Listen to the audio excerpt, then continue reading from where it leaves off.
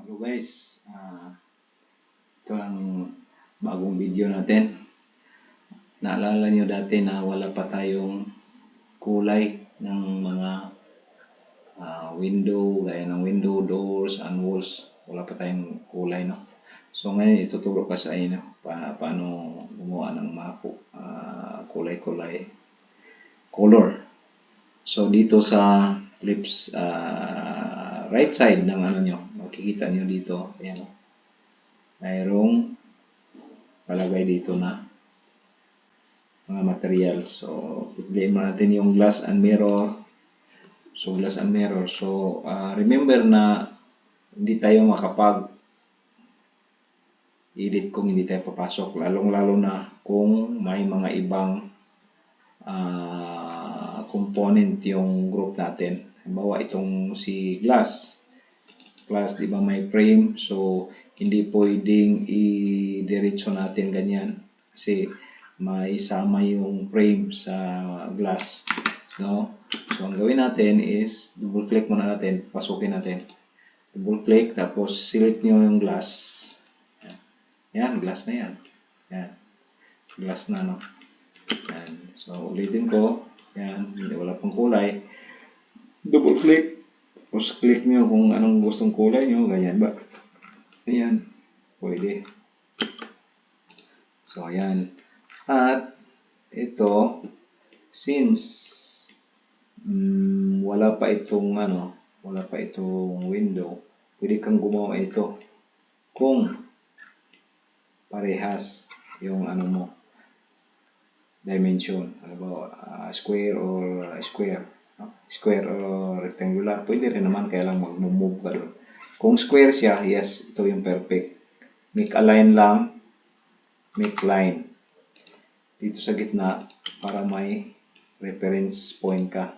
So select mo to, type Q or rotate. Dito sa midpoint, click at midpoint, click another point. Yan, yan. Alala nyo na paano mag-retain ng copy. Hit control. Ayan. Tapos, 90 na ba yan? O, yan. 90 na yan. O, yan. 90 na. 90 na, o. At, pwede rin namang ito, kukopyahin mo yan. Para dito, halimbawa, gagawa ka pa ng drawing dito, pwede mo namang ganun nino. Diretso mo na. Itong mirror mo, glass mo, pwede ka nang pwede mo itong kopyahin. Kopyahin mo ito na dito. Pwede na copy, hit control. Yan. Tapos, ayan na, nakopya na siya. Click mo to dito. Ito yung reference mo. I-move mo doon sa kabila. Diba, gagawa tayo dito sa kabila. Click mo dito. Yan.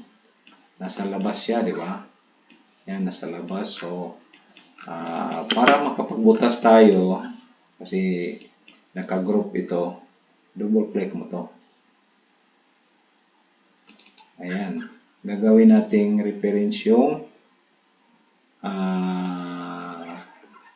window natin. So, since nakapasok na tayo, magdulo tayo na rectangle. Click this one. Kailangan hindi tayo kamali. Yung pinaka-corner talaga. Ayan. Ayan, o. So, may corner na tayo dyan. Lalabas lang ako. Titingnan natin kung may na-draw na ba dyan na rectangle. Lalabas lang ako. Double click ko lang. I-move natin to. Move. Yes, o. Ayan, o. So, mayroon na. So, skip na natin. So, balik uli para makapag-edit tayo. Ayan, o. Mayroon siya, o. Select nyo yung rectangle. Hindi masiselect yung window kasi nasa loob tayo ng wall, eh. Hindi masiselect. Kahit anong select mo dyan, o. Kahit anong select mo ng window. Kasi nasa loob tayo ng wall. At yan, tandaan nyo. Since selected na siya, yung ginawa nating rectangle, i-push-pull natin. May problema talaga yung natin.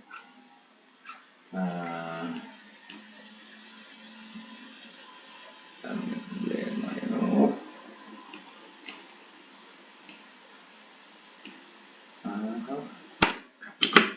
Ito na.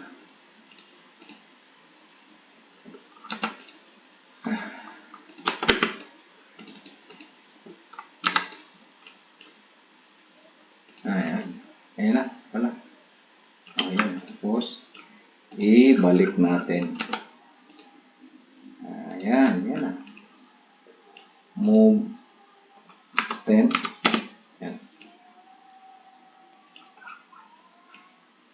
Sumubra. 5 lang dapat. Ayan. Okay. Ayan na. Kulay. So, itong wall, pwede natin kulayan yan as colors o anong gusto niyong kulay. So, ito ba? Ayan. Ayan. Kulay na siya kagad. Itong door natin, mayroon ditong wood. Mayroon ditong wood. Ayan o. Select nyo lang yung wood. Anong gusto nyo yung wood? Ito. Ayan o.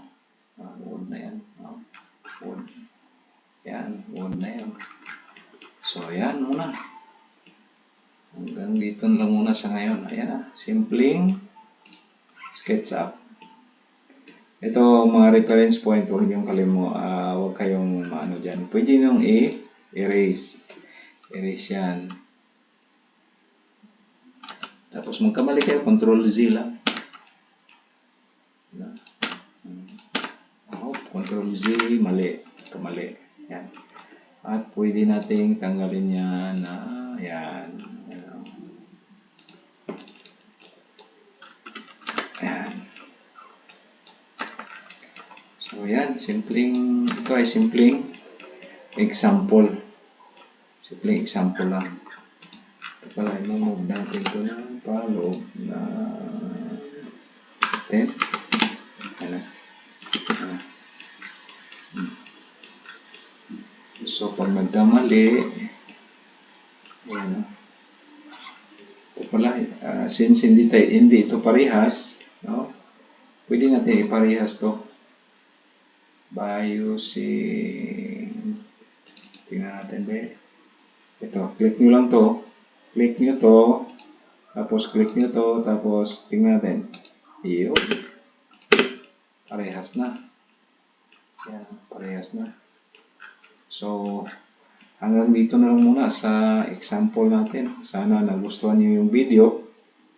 At hanggang sa susunod na paggawa ng gagawa tayo ng roofing nito. Simpleng roofing lang. At least may matatapos tayo na project. So sana hindi kayo magsawang mag-suporta, mag-like sa video na to.